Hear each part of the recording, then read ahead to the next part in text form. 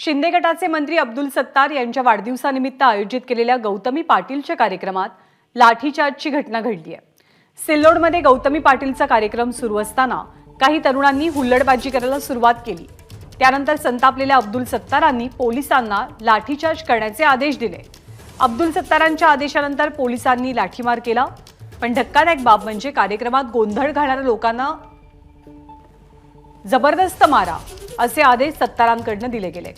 नौटंकी लोक जे आहेत ते फक्त नाटक करतात, त्यांना कुत्र्यासारख्या मारा।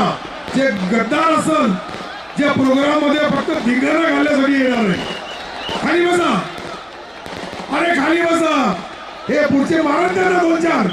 हे समोरचं जे आहे ना, याला पहिले घ्या नडी धरा त्याची आणि जरा घूड घडून द्या, 2 मिनिटात बसतो। हे पोलीसवाले, त्यांना लाठीचार्ज करा पाठीमागच्या लोकांना, इतका मारा का त्यांची घाटी तुटून जाईल। मारा त्यांना, हे पाय सर्व लोक हाना त्यांना, हाना हाना। हे पोलीसवाले, जा पाठीमाग, हाना त्यांना। हे खाली बस साल्या, तुझ्या बापाने कधी पाहिला ना कार्यक्रम? तू राक्षस आहे का? माणसाची अवलाद आहे, माणसासारखा कार्यक्रम घ्या, जागावर बसून तुम्ही आनंद घ्या। बसा खाली। हे पोलीस, 1000 पोलीस आहे, हाना यांना 50,000 लोकांना काय फरक पडतो? पैसा खाली, तुझ्या घरी असंच उभं राहतो का? तुझ्या आई वडिलाचा पिक्चर पाहतो का? पैसा खाली। हा, यांना दुसरी भाषा कळतच नाही। तुम्ही तुमच्या आई बापाची अवलाद असाल तर खाली बसा, नसाल तर घरी जा तुमच्या। तुम्हाला मी बोलावं का या म्हणून? तर काँग्रेसचे आमदार विजय वडेट्टीवारांनी सत्तारांच्या वक्तव्यावरती जोरदार टीका केली आहे। वडेट्टीवार काय म्हणतात आपण पाहूया।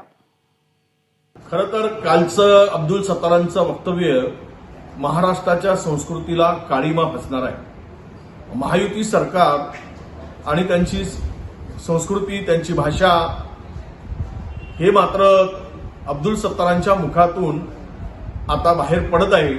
अब्दुल सत्तार, तुम्ही महायुतीचा मंत्री म्हणून भारतीय जनता पक्ष आणि महायुतीच्या चेहऱ्यावर असलेला पडदा टराटरा फाडताय। अरे हे मंत्री आहे ती गुंड आहे? सत्तेसाठी हबाबलेल्यानो, सत्ता पिपासू लोकांनो, जर तुम्हाला थोडी लाज वाटत असेल तर अशा मंत्र्यांना लात मारून बाहेर काढण्याची ताकद तुम्ही दाखवा, हे आवाहन मी तुम्हाला करतोय। आणि या सगळ्या प्रकारावरती खासदार संजय राऊत यांची सुद्धा प्रतिक्रिया येते, जाणून घेऊया। अशा गोष्टी ज्या आहेत हे या सरकारचे चरित्र आहे।